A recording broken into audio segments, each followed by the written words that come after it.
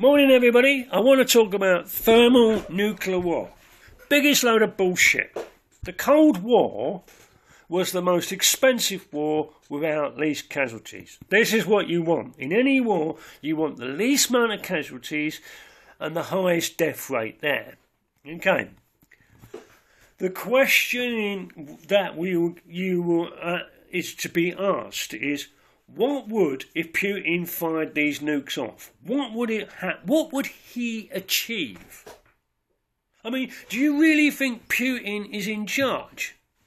Do you think Kim Jong-un is in charge? None of these people are in charge. They're not. They are just the body. My Irish Catholic friend said it all to me one day. He said, Jerry Adams and Guinness sleep with one eye open at night. They've got to say one thing wrong, boof! It happened to Christian Orange, the South African ball leader. Watch the interview with Louis Theroux. Watch the interview with him. He's there with a second in charge, and he says something that incriminates people. And you watch him, and he's fucking like, whoa. But I think it's about a year or so after he'd done the interview. They live in this compound in South Africa. There's a 20 to 30 foot fence round them. If you touch it, an alarm will go off. So these guys got over the fence, went across, found him, hacked him together, and went back out. It's an unsolved crime. No one's been arrested for it because no one knows how it was done. Of course it was done within. It was done within. The South African police have actually turned around and said, unofficially, they've said, we think it's an inside job. So all they've got to do is say or do something and it's poof, back of the head. And that's Putin. That's Kim Jong-un.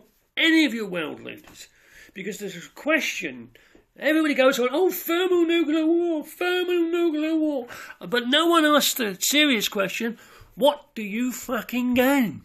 I'll tell you. Nothing. Because everything's going to be dead for about 70 million years. I say that again. 70 million years. Everything. Your planet is fucking dead. You won't be out. I think about 7,000 years after it all, you might be able to pop your head up with a fucking chemical suit. Seriously. When they brought back a piece of wall from the atom bomb, and these generals were like, "What? Why you brought that?" He said, "Can you not see the imprint? A photograph is an intense light, and it burnt the shadow on the wall, and they all sat there and realised the Oppenheimer film. I bet they didn't say." Or put in a film when they tested it in the desert, he said, I created hell. That's what he said. That's from a Jew. And from that moment onwards, he was anti-using it, but it was all taken away from him. You understand? It is game over. Nothing for millions of years.